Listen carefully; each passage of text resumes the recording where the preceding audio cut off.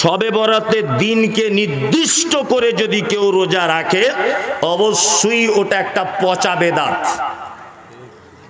Local বেদাত নয়, পচা বেদাত। কি বলছি বুঝতে পারছেন? শবে বরাতের রাত্রিতে যদি কবর জিয়ারত করা হয় অবশ্যই একটা পচা বেদাত। শবে বরাতের রাত্রিতে যদি শবে বরাতের নবীর দাঁত ভেঙে গিয়েছিল এই হিসাবে যদি হালুয়া করা হয় অবশ্যই ও হালুয়া খাওয়া চলবে না। শাবান মাস, এটা কি মাস? শাবান, তাই না? শাবান মাসের ব্যাপারে হাদিসে এসেছে আল্লাহ নবী সাল্লাল্লাহু আলাইহি ওয়াসাল্লাম অধিক মাত্রায় সিয়াম পালন করতেন। কারণ আল্লাহ নবী সাল্লাল্লাহু আলাইহি ওয়াসাল্লাম প্রত্যেক সপ্তাহে 2 দিন সিয়াম পালন করতেন, রোজা রাখতেন। কদিন? 2 দিন, সোমবার আর বৃহস্পতিবার। কেন রাখতেন? আল্লাহ রসুলকে জিজ্ঞাসা করা হলে তিনি বলছেন যে এই 2 দিনে সাপ্তাহিক বান্দার যেটা কর্মফল সেটা আল্লাহর দরবারে পেশ করা হয়। আমি নবী এটা ইচ্ছা পোষণ করি যে আমার হিসাব বৃহস্পতিবার আর সোমবারে যখন আল্লাহর দরবারে পেশ করা হবে আল্লাহ যেন আমাকে রোজা বা সিয়াম অবস্থাতে যেন পায়। কি বললাম বুঝলেন? আর বাৎসরিক হিসাব পেশ করা হয় কোন মাসে? শাবান মাসে। এই জন্য আল্লাহ নবী সাল্লাল্লাহু আলাইহি ওয়াসাল্লাম 1 থেকে 15, 15 থেকে 20, একদম কোন হাদিসে আছে যে রমজানের 2-3 দিন আগে পর্যন্ত আল্লাহ নবী সাল্লাল্লাহু আলাইহি ওয়াসাল্লাম সিয়াম পালন করেছেন। বাৎসরিক হিসাব আল্লাহর দরবারে পেশ করা হয়। তাই আল্লাহ নবী সাল্লাল্লাহু আলাইহি ওয়াসাল্লাম বলছেন আমার ইচ্ছা পোষণ করছি যে আল্লাহর দরবারে যখন আমার বাৎসরিক হিসাবটা পেশ করা হবে তখন যেন আমি সিয়াম বা রোজা অবস্থায় থাকি। এতটুকুই। আর শাবান মাস সম্পর্কে আর একটা হাদিস আছে, আবু মুসা আশআরী থেকে হাদিসটা বর্ণিত। এই হাদিসটা অধিকাংশ ওলামায়ে কেরামদের নিকটে হাদিসটা যঈফ।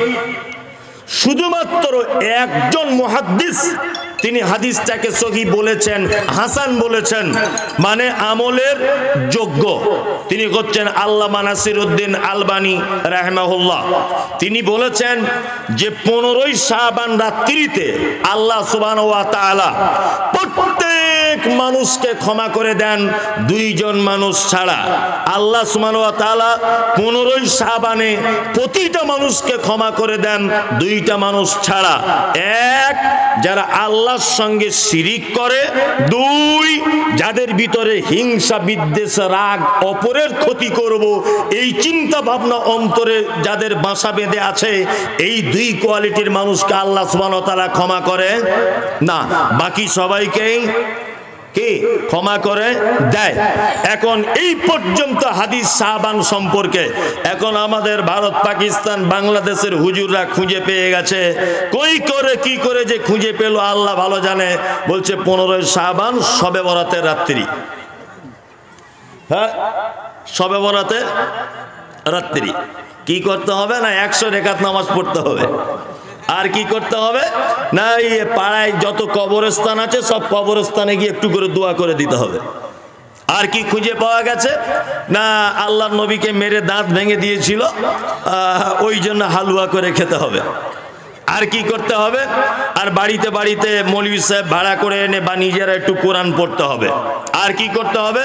15ই শাবানের রোজা অবশ্যই রাখতেই হবে। আমি বলছি আপনাকে, শবে বরাতের দিনকে নির্দিষ্ট করে যদি কেউ রোজা রাখে অবশ্যই ওটা একটা পচা বেদাত, লোকাল বেদাত নয়, পচা বেদাত। কি বলছি বুঝতে পারছেন? শবে বরাতের রাত্রিতে যদি কবর জিয়ারত করা হয় অবশ্যই একটা পচা বেদাত। শবে বরাতের রাত্রিতে যদি শবে বরাতের নবীর দাঁত ভেঙে গিয়েছিল এই হিসাবে যদি হালুয়া করা হয় অবশ্যই ও হালুয়া খাওয়া চলবে না। যদি বলছেন হালুয়া খাওয়া চলবে না, আপনি ফতোয়া কোথায় পেলেন? হালুয়া তো ময়দা দিয়ে তৈরি হয়, আটা দিয়ে হয়। এই জিলাপি এটা খাওয়া জায়েজ না না জায়েজ? জায়েজ, তাই না? এখন ওই জিলাপিটা যদি কেউ মাজারে মানত করে দেয় তাহলে বলুন তো খাওয়া জায়েজ না না জায়েজ? না জায়েজ। তার মানে একই জিলাপি স্থান পরিবর্তনের কারণে জায়েজ আর না জায়েজ। ঠিক তেমন এমনি বাড়িতে হালুয়া করুন, অসুবিধা নয়। ওই নবীর দাঁত ভেঙে গিয়েছিল বলে ঢং করে যদি বাড়িতে হালুয়া বাঁধান, অবশ্যই ওটা খাওয়া যাবে না। আর কোথায় উহুদের মাঠে আল্লাহ নবী সাল্লাল্লাহু আলাইহি ওয়াসাল্লামের দাঁত ভেঙেছে, আর কোথায় এসেছে আপনার শাবান মাস? শাবান মাসে তো উহুদের যুদ্ধ হয়নি। ঘটনাটা ঠিক এরকম। আমার বেটা তার বন্ধুর সঙ্গে গল্প করছে, আমার বাপের বিয়ের বরযাত্রী গিয়েছিলাম আমি। আচ্ছা বলুন তো এটা কেমন হয়? অসম্ভব না সম্ভব? অসম্ভব, তাই না? অসম্ভব। ওই জন্য আপনাকে বলছি ঠিক এইরকম একটা পজিশন, কোথায় হয়েছে উহুদের যুদ্ধ আর কোথায় শাবান মাস, কবে নবীর দাঁত ভেঙেছে আর আজকেও হালুয়া করতে এসেছে। আমি বলছি তুমি যদি নবীকে এত ভালোবাসো তো তুমি নিজের দুটো সামনের দাঁত অন্তত পাথর দিয়ে ভেঙে দাও ফটফট করে, তবেই তো বলবো বাপের বেটা তুমি হালুয়ার হাদিস খুঁজে পেয়েছো, আর দাঁত ভাঙার হাদিস মানবে কে? বদমাইশি খুঁজে পাও না। ওই জন্য বলছি যে সমস্ত মায়েরা আছেন, যে সমস্ত ভাইয়েরা আছেন, শবে বরাতকে কেন্দ্র করে রোজা রাখা, ওই দিনকে নির্দিষ্ট করে, এটা বেদাত। তবে আল্লাহ নবী সাল্লাল্লাহু আলাইহি ওয়াসাল্লাম প্রত্যেক মাসের চাঁদের 13, 14, 15 তারিখে রোজা বা সিয়াম পালন করতেন। এই রকম সিয়াম পালন করে যদি আপনি অভ্যস্ত হন তাহলে আপনিও শাবান মাসের 13, 14, 15 রোজা রাখুন, সিয়াম পালন করুন, এতে কোনো কিছুই অসুবিধা নাই। ঢং করে 15 তারিখে রাখতে পারবেন না। ওই জন্য বলছি যে কোনো ব্যাপার ইসলামের প্রমাণ দুটো জিনিসের উপরে ডিপেন্ড করবে। এক, কোরআনে আছে কিনা। দুই, সহিহ হাদিসে কি আছে কি না। এই দুটো জিনিস মাথায় রেখে দেবেন। চলুন, আল্লাহ সুবহানাহু ওয়া তাআলা তারপরে বলছেন, কিতাবুন উনজিলা ইলাইকা ফালা ইয়াকুন ফি সাদরিকা হারাজুম মিনহু লিতুনজিরা বিহি ওয়া যিকরা লিল মুমিনিন। এটা একটা কিতাব। কে বলছেন? আল্লাহ। কিতাবুন উনজিলা ইলাইকা, এটা একটি কিতাব যেটা আপনার উপর অবতীর্ণ করা হয়েছে। কিতাব অবতীর্ণ করা হয়েছে কোন নবীর উপরে? মুহাম্মদ সাল্লাল্লাহু আলাইহি ওয়াসাল্লামের উপরে। এই জায়গাটা কয়েকটা গুরুত্বপূর্ণ কথা আপনাকে তথ্য দিয়ে রাখছি। এই তথ্যগুলো জেনে রাখলে অনেক জায়গায় ইসলামিক কুইজে বা প্রশ্ন উত্তরে আপনি এই উত্তরটা থ্রো করতে পারবেন। যেমন পবিত্র আল কোরআন আসার আগেও আরো আসমানি কিতাব এসেছিল, তাই না? অনেক আসমানি কিতাব এসেছে, অনেক অনেক, যার হিসাব নেই। তবে 4টি কিতাবের নাম আমরা জানতে পারি। কটি কিতাব? 4টি। তাওরাত, জবুর, ইনজিল আর কোরআন, তাই না? তাওরাত, জবুর, ইনজিল, কোরআন নির্দিষ্ট একটা গোত্রের মানুষদের জন্য পাঠানো হয়েছিল, এবং তাওরাত, জবুর এবং ইনজিলের যত বিধান ক্ষণস্থায়ী বিধান ছিল, ওই জন্য সেই সমস্ত নবীরাও চলে গেছেন, তাদের কিতাবগুলো একদম কোনো অস্তিত্ব আর পাওয়া যায় না, তাই না? আর আমাদের নবী মুহাম্মদ সাল্লাল্লাহু আলাইহি ওয়াসাল্লামের কাছে যে কোরআন দেওয়া হয়েছে, এই কোরআনের বিধান 1500 বছর আগে যেমন ভাবে যে পদ্ধতিতে এসেছে, এই পদ্ধতিতে আজ 2024 সাল পর্যন্ত আছে, আর কিয়ামত পর্যন্ত থাকবে ইনশাআল্লাহ। তার একটা দুটো এক্সাম্পল আপনাকে দিই। আচ্ছা বলুন, সংসার পাতি চালানোর পরে আপনার বাৎসরিক 1 লক্ষ টাকা জমে গেছে, বলুন তো এই 1 লক্ষ টাকার জাকাত কতটা? বুঝেন না? এত বড় মাদ্রাসা চালাচ্ছেন, জাকাত দেন না নাকি? তাহলে জাকাত উসর বুঝেন না কত? আল্লাহু আকবার, আল্লাহু আকবার। আল্লাহ তুমি এদেরকে ক্ষমা করো। 1 লাখে 10,000? ছি ছি ছি ছি ছি। ইয়েস, কে বলছে 2,500? ইয়েস 2500, 2500 টাকা 1 লাখে জাকাত, তো জাকাতের হিসাবই বোঝে না, তার মানে দেয়ই না, তাই না? তার মানে নিজের জাকাত নিজে খায়। ছি ছি ছি ছি ছি ছি। আপনি যদি সঠিকটা বলতে পারতেন তবুও না হয় বলতাম যে দেন না দেন আলাদা ব্যাপার, ব্যাপারটা জানেন। 2500 টাকা জাকাত দিতে হবে। আচ্ছা এইবার বলছি, আজ থেকে 50 বছর আগে যাদের বয়স ছিল 50 বছর, আপনার বয়স মাস্টার মশাই কত? 70, 69 বছর। আচ্ছা আজ থেকে 30 বছর আগে আপনি গরুর গোস্ত ক টাকা কেজি দেখেছেন? ওই মোটামুটি 10-20 টাকা কেজি গরুর গোস্ত দেখেছেন? আপনি দেখেছেন গরুর গোস্ত 10-20 টাকা কেজি দেখেননি? আচ্ছা আপনারা যারা আছেন এরকম 20 টাকা 30 টাকা কেজি গোস্ত দেখেছেন? অনেকজন দেখেছেন, হ্যাঁ অনেকজন দেখেছেন আপনারা, তাই না? 10-20 টাকা কেজি গোস্ত আপনারা দেখেছেন। আচ্ছা এখন বর্তমানে ওই গোস্তার দাম কত? 250 টাকা, তাই তো? এইবার আপনাকে বলছি, আজ থেকে 20 বছর আগে গরুর গোস্তের দাম ছিল 20 টাকা কেজি বা 30 টাকা কেজি, আজকে ওই গোস্তর দাম বেড়ে হয়েছে 250 টাকা কেজি।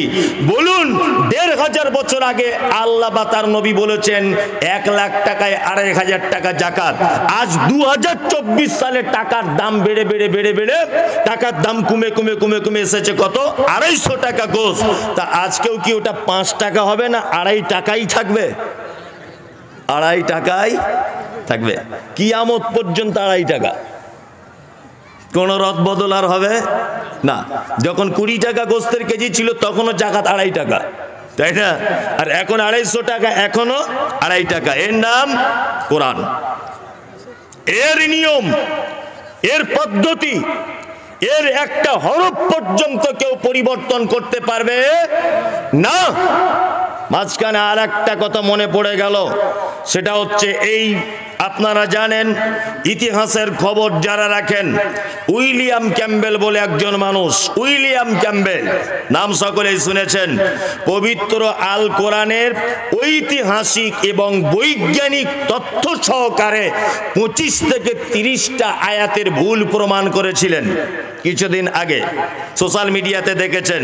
এই ভুল প্রমাণের জবাবের কারণে ওই 22 হাত পাগড়ি পরার বড় টুপিওয়ালা পাঞ্জাবিওয়ালা যারা দিন রাত মমতাজুল ইসলাম অমুকের বাচ্চা ও রাজমিস্ত্রি কাজ করে, আহলে হাদিসরা ইহুদিদের দালাল, আহলে হাদিসরা সৌদি আরবের মানি খায়, অমুক খায়, আহলে হাদিসরা অমুক তমুক, এই যত রকমের কুচ্চা কাহিনী বলে বলে বেড়াতো, একটা বাপের বেটার ক্ষমতা হয়নি যারা ডাক্তার জাকির নায়েককে কাফের বলে ফতোয়া দিয়েছে, ডাক্তার জাকির নায়েক ইহুদিদের টাকা খায়, এই সব দালালি খায়, এটা ওটা যা বলছে, এই আপনার পীর ফকিরের দল এতদিন এরা একজনও উইলিয়াম ক্যাম্বেলের পাশে দাঁড়াতে পারে নি। সারা ভারতবর্ষের একজন বীরের বাচ্চা, তার নাম হলো ডাক্তার জাকির নায়েক। উনি একজন সহি আকীদার মানুষ। উনি ডাক্তার উইলিয়াম ক্যাম্বেলের 25 থেকে 30টা যে কোরআনের আয়াত ভুল এবং অন্য কিছু পরিবর্তন করতে চেয়েছিলেন বা মানুষের কাছে বার্তা দিতে চেয়েছিলেন, তার ভুলগুলো সংশোধন করে দিয়েছেন আমাদের ভারতবর্ষেরই রত্ন ডাক্তার জাকির নায়েক। আপনারা জানেন যারা বর্তমানে আহলে হাদিসদের গালাগালি করছে বাংলাদেশের মাটিতে, আজ থেকে 2-4 মাস আগে একটা বড় নাস্তিকের জন্ম হয়েছিল, তার নাম হচ্ছে আসাদ নূর। জানেন সকলেই আসাদ নূর মুহাম্মদ সাল্লাল্লাহু আলাইহি ওয়াসাল্লাম আম্মাজান খাদিজা এবং আয়েশার ব্যাপারে কটু মন্তব্য করেছিলেন। বাংলাদেশে অনেক আশিকে রাসূল রয়েছে, বাংলাদেশে অনেক নবী প্রেমিক রয়েছে, ভারত পাকিস্তান বাংলাদেশে অজস্র বাঙালি আলেম রয়েছে, পীর ফকিরের দল তো শেষ নাই। একটা কেউ মানুষ আসাদ নূরের পক্ষে হয়ে বা তার বিপক্ষে তার সদুত্তর দিতে পারে নি। একটা মাত্র ছেলে দিয়েছে, তার নাম ব্রাদার রাহুল। এই তো পশ্চিম বাংলার মুর্শিদাবাদে তার বাড়ি। ব্রাদার রাহুল তাকে এমন জব্দ করে দিয়েছে যে চ্যানেল বন্ধ করে আসাদ নূর পালিয়ে গেছে, এমন করে দিয়েছে তাকে। আল্লাহ সুবহানাহু ওয়া তাআলা বলছেন কিতাবুন উনজিলা ইলাইকা ফালা ইয়াকুন ফি সাদরিকা হারাজুম মিনহু লিতুনজিরা বিহি ওয়া যিকরা লিল মুমিনিন। কোরআন আপনার উপর অবতীর্ণ করেছি আমি। 2, এই কোরআন মানুষের কাছে পৌঁছে দিতে হবে আপনাকে। 3, পৌঁছে দেওয়ার কারণে যদি কোনো ভয় ভীতি আপনার কাছে দেখানো হয়, আপনার মনে যেন কোনো সংকীর্ণতা সৃষ্টি যেন না হয়। আল্লাহ তারপরে বলছেন যিকরালিল মুমিনিন, কোরআন হচ্ছে মুমিনদের জন্য কি উপদেশের বাণী। তাহলে কোরআন পৌঁছে দিতে হবে, তাই না? কোরআনের দাওয়াত দিতে হবে মানুষকে, তাই না? জি। বর্তমানে ওই জন্য আমি বলি, এই দিনাজপুরে কিছুদিন আগে আমাকে মারতে যাচ্ছিল এক জায়গাতে। কি বললাম বুঝলেন? মানে হক কথা বললে মানুষ বন্ধু বিগার হয়ে যায়। হ্যাঁ, কোন এক জায়গায় বক্তব্য রাখতে রাখতে বলেছি, এক শ্রেণী মানুষ তারা মানুষের কাছে তবলিগ করে বেড়াচ্ছে না। আমি কিন্তু তবলিগ জামাতের বিপক্ষে নয়। এখানেও যদি কোনো বন্ধু থাকেন, আপনার কাছে অনুরোধ যে আপনি আমার উপরে রাগ করবেন না, গালাগালি দিবেন না, আমার কথাটা বোঝার চেষ্টা করুন। আল্লাহ বলছে নবী আপনাকে কোরআন দিয়েছি, মানুষের কাছে দাওয়াত দেন। তাহলে কিসের দাওয়াত দিতে হবে মানুষকে? কোরআন থেকে দাওয়াত দিতে হবে। আর কোরআন দিয়ে দাওয়াত দিলে হুদাল লিন্নাস, মানুষের মধ্যে হেদায়েত আসবে। আমাদের মধ্যে মুসলিম ভাইরা, আমিও তবলিগ জামাতে গেছি, 4-5 জন 20 জন মিলে জামাত করছেন। নামাজ পড়ে দাঁড়িয়ে বলছে বাকি নামাজ বাদ আপনারা সকলেই বসে যাবেন, দিন ও ইমানের কিছু কথা আলোচনা হবে। বলে কি বলে না? বলে। আমিও গেছি নিজে, আমিও গিয়ে বলেছি এরকম কথা। এখন দিন ও ইমানের কথা আলোচনা হবে, তারপরে কি হবে? তারপরে দেখছি ফাজাইলে আমল বইটা খুলছে আর মুনতাখাবে হাদিস। তা আমি বলছি জামাত করছেন আপনি, আলহামদুলিল্লাহ, খুব ভালো, তবলিগ জামাত করুন। আমি বলছি ফাজাইলে আমল আর মুনতাখাবে হাদিসটা বাদ দিয়ে দুটো কোরআনের বাংলা অনুবাদ করে শোনালে অসুবিধা কি হয়? অসুবিধা কি? যখন তাদেরকে বলা হচ্ছে যে দুটো কোরআনের বাংলা অনুবাদ করে শোনান, তখন বলছে আমাদের বড়রা মানা করেছে। এইটার ভিতরেই যথেষ্ট, তাই না? আবার তাদেরকে কিছু বললে বলতে আসবে আমরাও তো কিছু জানি না, আমরাও শিখতে আসছি, বুঝবে না? আমরাও সংশোধন করতে এসেছি। তা তুমি যখন কিছু জানো না, তা মানুষের কাছে কি দাওয়াত দিবে? তুমি তো বলছো আমি কিছু জানি না। 40 দিন 50 দিন 1 মাসের জন্য বার হয়ে চলে গেল, 6 মাসের জন্য এখান থেকে দিল্লিতে চলে গেল। ইসলাম কি এইরকম ভাবে পদ্ধতি করেছে নাকি? এই 40 দিন তোমার বাড়ির পরিবার কি করবে, তোমার বেটা বেটি কি করবে, এটা তোমার দেখার প্রয়োজন আছে কিনা? অবশ্যই আছে। একটা অশিক্ষিত লোক লেখাপড়া জানে না, ও এখান থেকে কেতা কম্বল নিয়ে চলে যাচ্ছে দিল্লিতে তবলিগ করতে। ও তো নিজেই জানে না। তা দিল্লির লোক কোথায় থাকবে না থাকবে তোমার কি দায় পড়েছে নাকি? এটা ও নিজে এখনো নামাজ পড়ার দোয়া জানে না, দিল্লির লোককে তবলিগ করতে যাচ্ছে। ওই জন্য বলুন, নিজে পড়াশুনো করুন আগে, তারপরে মানুষকে দাওয়াত দেবেন, তার আগে নয়। কি বলছি বুঝতে পারছেন কিছু? চলুন মাঝখানে আর একটা কথা বলে দিই। আল্লাহ নবী সাল্লাল্লাহু আলাইহি ওয়াসাল্লাম নবী হওয়ার আগে থেকেই তিনি ছিলেন ভালো মানুষ, নরম হৃদয়ের মানুষ, তাই না? একটা পাপ ওনার জীবনে ছিল না। নবী হননি, নবী হওয়ার আগে একটা সংগঠন তৈরি করেছিলেন। সংগঠনটার নাম দিয়েছিলেন হিলফুল ফুজুল। কি নাম? হিলফুল ফুজুল। আর এই সংগঠনের মাধ্যমে অসভ্য জাতিকে আল্লাহর দিকে টেনে আনার পদ্ধতি অবলম্বন করতেন। নবীজি ছোট থেকে লেখাপড়া জানতেন না, তাই তো? আল্লাহ নবী সাল্লাল্লাহু আলাইহি ওয়াসাল্লাম যখন মক্কাতে ইসলাম মানে নবী হওয়ার আগেও যখন মানুষকে আল্লাহর দিকে ডাকতেন বা মানুষকে যখন ভালো কাজের দিকে ডাকতেন, তখন আল্লাহ তাআলা হীরা গুহাতে ডেকে নিয়ে চলে গেলেন। হীরা গুহাতে ডেকে নিয়ে যাওয়ার পরে বলছেন ইকরা, বিইসমি রাব্বিকাল্লাযী খলাক। কোরআনের আয়াত অবতীর্ণ হলো 5টা। প্রথমে আল্লাহ নবীকে কি বললেন? ইকরা, আপনি পড়াশোনা করুন সর্বপ্রথম। তার মানে একটা সমাজকে পরিবর্তন করতে গেলে, একটা মানুষকে পরিবর্তন করতে গেলে সর্বপ্রথম কি করা লাগবে? পড়াশুনো করা লাগবে, তাই না? তার মানে ও নিজে পড়াশুনো জানে না, ও দিল্লির লোককে তবলিগ করে পরিবর্তন করতে যাচ্ছে। এ কি বোকা! আগে তুমি নিজে হাদিস কোরআন বাড়িতে কিনে পড়াশুনো করো, তবেই তো যাবে। আর 2 নম্বরের কথা হচ্ছে এই, মানুষের কাছে যদি তবলিগ করাই যদি লাগে, 2টি জিনিস দিয়ে তবলিগ করা লাগবে। 1 পবিত্র আল কোরআন, 2 সহিহ হাদিস। এই 2টো জিনিস দিয়ে তবলিগ করা লাগবে মানুষকে। ও এই 2টোকে বাদ দিয়ে ফাজাইলে আমল আর মুনতাকাবে হাদিস, এই 2টো নিয়ে মানুষের সামনে শুধু আলোচনা করছে আর পড়ে পড়ে শোনাচ্ছে। আর যত রকমের জাল জয়ীব হাদিস, আল্লাহু আকবার, মুনতাকাবে হাদিসের ভিতরে তো অজস্র জাল এবং জয়ীব হাদিস আছে। আপনাকে আমি সব লিস্ট একটা একটা করে মোবাইলে আমার সব সেভ করা আছে, আপনি যদি চান অবশ্যই আপনাকে এখন আমি দেখিয়ে দিয়ে যাব। এত জয়ীব হাদিস আছে ওর ভিতরে। আল্লাহু আকবার। আল্লাহ তুমি জাতিকে সঠিকভাবে মানুষদেরকে দ্বীনের দাওয়াত দেওয়ার পদ্ধতি দান করো, বলুন আমিন, আমিন।